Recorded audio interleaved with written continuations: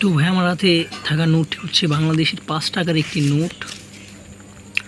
এটি মূলত ভাই একটা রেয়ার একটা নোট। আপনি যদি এটাকে হাতে নেন বা একটু যদি মনোযোগ সহকারে দেখেন তো টাকাটাকে আপনার কিছুটা কপি বা ফটোকপি টাইপের লাগবে। তো আমি ভাই সরাসরি বলছি না যে কপিটা ভাইয়া এটা একটি নকল নোট, কিন্তু এটা একটা বাংলাদেশেরই আসল একটা নোট। তো এটার যে অর্থ সচিব তিনি হচ্ছে সিনিয়র অর্থ সচিব ফাতিমা ইয়াসমিন। এটি বাংলাদেশের ৫ টাকা।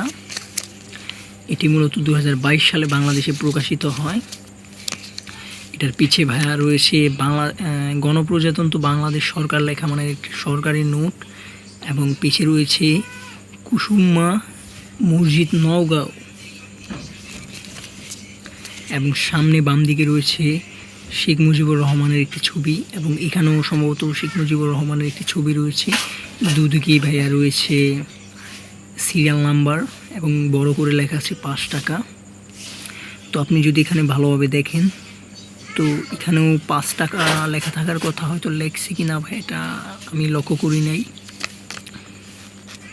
তো দেখেন ভাই নোটটা কতটা রেয়ারভাবে বানানো হয়েছে, যেই কেউ হাতে নিলেই ভাই বলবে এটা একটা কপি টাইপের নোট, কিন্তু আসলে কিন্তু নোটটা ভাই কপি না, এটা একটা রেয়ার একটা বাংলাদেশি অরিজিনাল একটা নোট।